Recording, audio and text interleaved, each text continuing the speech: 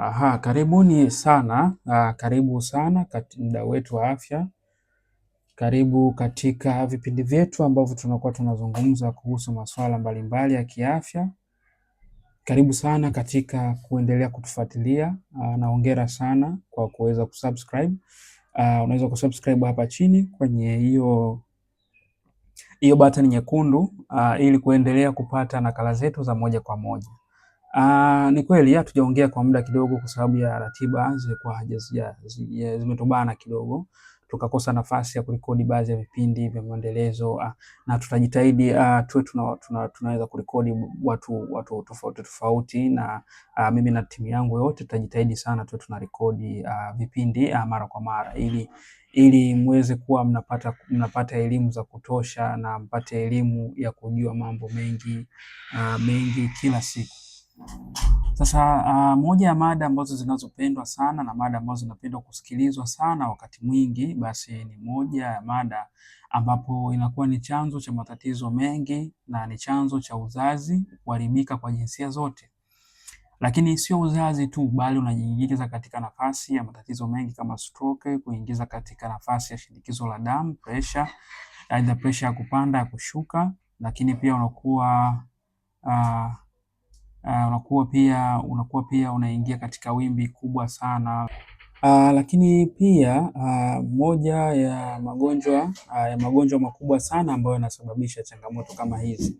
Sasa tukiwa tunaendelea tunapenda kuzungumzia kuhusu mafuta mabaya. Tunatakiwa tujue kwanza mafuta mabaya yanatokea wapi, yanaanzaje mpaka mtu anakuja kupata mafuta mabaya. Mafuta mabaya yanatoka kwenye vyakula unavyovitumia vinakuwa vinapelekea mafuta yanakuwa yana blockage, yanaziba mirija yako.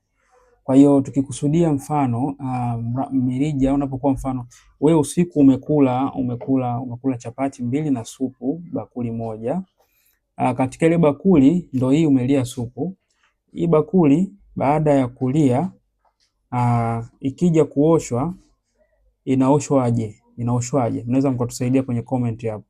Inaoshwaje? Hii katika uoshwaji wake itaoshwa,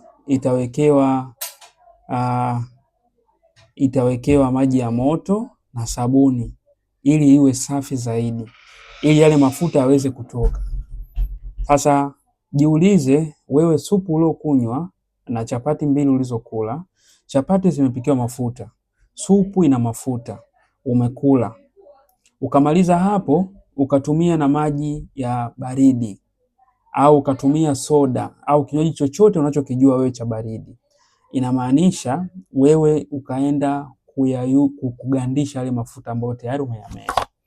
Sasa chukulia mfano wewe tumboni kwako unaweka maji ya moto, unatia sabuni ili kuweza kutoa yale mafuta ambayo yako tayari kwenye mishipa yako ya damu, inakuwa ni uongo.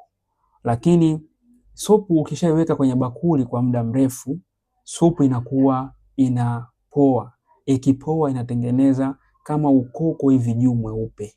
Yale yanakuwa ni mafuta. Ili wewe uweze kunywa ile supu, utaichukua, utaichemsha, ndio utainywa. Lakini baadaye tumboni inaganda. Kwa hiyo sasa tukizungumzia logic kama hiyo, tunakusudia mfano kama huo. Mfano kama huo ndio huo, kwamba inatakiwa upunguze mahitaji ambayo sio muhimu mwilini mwako.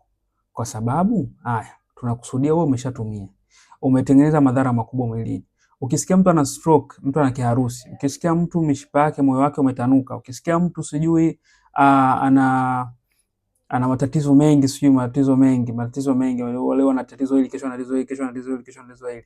Ukisikia hizo changamoto zote, hizo hazitokani na hizo changamoto hazitokani sio alizaliwa nayo au kanini, ni matatizo ambayo yanatokana kwenye vyakula. Vyakula gani ambavyo unavyovitumia? Chakula gani unachokula? Umeshakula hayo mafuta, utapunguzaje yale madhara?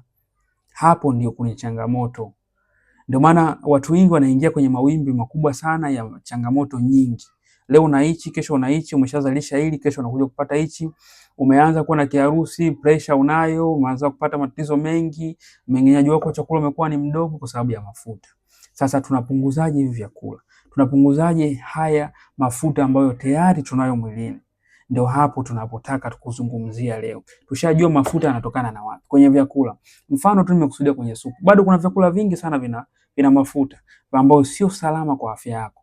Haya, bado hivyo tena, asubuhi umeamka umekunywa supu, umekunywa na soda. Maana yake mafuta umeyagandua, umeyagandisha tumboni. Wewe unaingia katika wimbi gani? Katika wimbi kubwa sana la changamoto nyingi sana. Kwa hiyo unatakiwa uweze kutumia vitu vya kuweza kuyayusha. Kizuri ni kwamba unaweza ukawa nyumbani ukafanya baadhi ya vitu ukapunguza yale madhara ambayo tayari yameshajitokeza. Madhara yenyewe ambayo yameshajitokeza ni mfano, unaweza ukawa unatumia maji ya moto. Maji ya moto ni yapi? Maji ya moto ni yale maji ambayo unayachemsha. Chukua maji, chemsha kidogo kwenye kikombe au kwenye glasi, unaweka kama hivi. Unachukua ndimu yako moja, mfano kikombe ni kama hichi. Kikombe chako kama hichi, unaweka maji ambayo ni ya moto. Ukishaweka maji yako ya moto, unachukua ndimu kama hii. Wengi hawajui ndimu. Ndimu au limau. Ukipata ile kijani inakuwa ni nzuri zaidi. Ile ambayo haijaanza kukauka kama hivi. Ukipata ndimu kama hii, unachukua na kisu chako, unaikata. Ukishakata, unaweka humu kwenye maji ambayo tayari ni ya moto. Ukishaweka humu, unakuwa unakunywa asubuhi na jioni. Ukiwa unatumia hivyo, itakusaidia kwenye kupunguza mafuta mabaya mwilini mwako. Kwa hiyo sidhani kama hicho kitu kitashindikana. Sidhani kama maji yana gharama kiasi hicho. Sidhani kama maji yanakuwa na ugumu kiasi hicho kuweza kuchemsha na kuweza kuanza kutumia. Sidhani kama inawezekana au sidhani kama inashindikana. Kwa hiyo ukitumia kama hivyo, wewe unatumia asubuhi na jioni, unajikuta una life span ya muda mrefu, kwamba unakuwa unajiepusha na madhara madogo. Sasa hivi unakuta vijana wengi sana, hasa wa mjini, hasa wale watu wanajiita wana maisha mazuri, wanaingia katika wimbi hilo kubwa sana, wanajikuta wanaingia katika changamoto kama hizo na kupelekea wanapata uharibifu. Mtoto mdogo miaka 20, 25, 30, 40, ni mtu unakuta tayari anaingia katika matatizo ya moyo, mishipa, kiharusi, kupooza. Kwa wakati ya kuwa anaweza akatumia baadhi ya vitu kama hivi, maji ya moto yanakuwa yanayayusha yale mafuta kidogo kidogo, yanakuwa yanatoka kwa njia ya mkojo au kwenye jasho.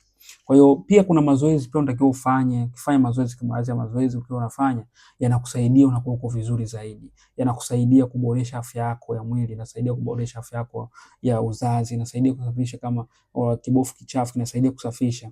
Lakini hata wewe ambaye labda upati muda kutumia maji kama hayo, au unapata maji kama hayo lakini unataka utumie zaidi, utoe mafuta mabaya mwilini, basi kuna dawa moja inaitwa omega 3 fatty acid. Hizo omega 3 unatakiwa tuelewe, ziko aina nyingi. Omega 3 maana yake ni mafuta ya samaki, lakini ziko aina nyingi. Ziko zina samaki mmoja, ziko vidonge vya samaki wawili, kuna samaki watatu, kuna mpaka wanne. Kuna kiwango gani, kuna gramu ngapi? Kwa hiyo tuna omega ambayo tunayo, ambayo katika ubora zaidi, ambayo katika vizuri zaidi, katika kiwango kizuri. Ukinywa unasikia nimekunywa omega na unaona mabadiliko mapema.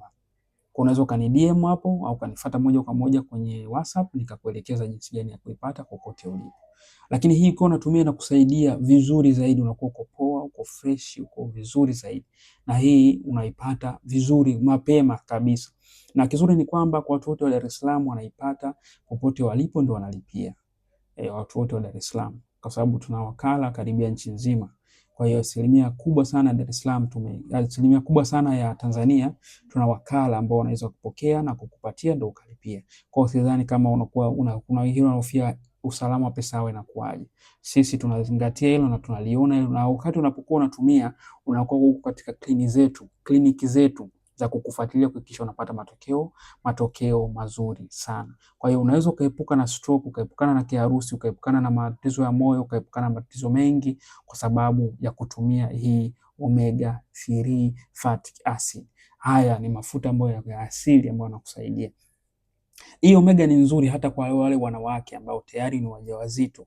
Wanapokuwa wanatumia hii inakuwa inawasaidia vizuri, kwa sababu inakuwa inaongeza amniotic fluid ya fuko la uzazi iliyo katika ubora zaidi, ili mtoto asitoke vibaya na mtoto atoke katika afya njema, kwa sababu inaongeza DHA, inaongeza na na nini DHA, maana yake akili inaongeza, lakini pia inaongeza na PHA, maana yake inaongeza katika macho na vitamin E za kutosha, kwa mtu anakuwa anaweza kuona vizuri na akili inakuwa imechangamka. Kwa hiyo ili uzae mtoto mbora ambaye ni smart, mtoto ambaye anajielewa mapema, aweze kuepukana na matatizo mbalimbali ya utotoni, basi tumia hii fatty acid.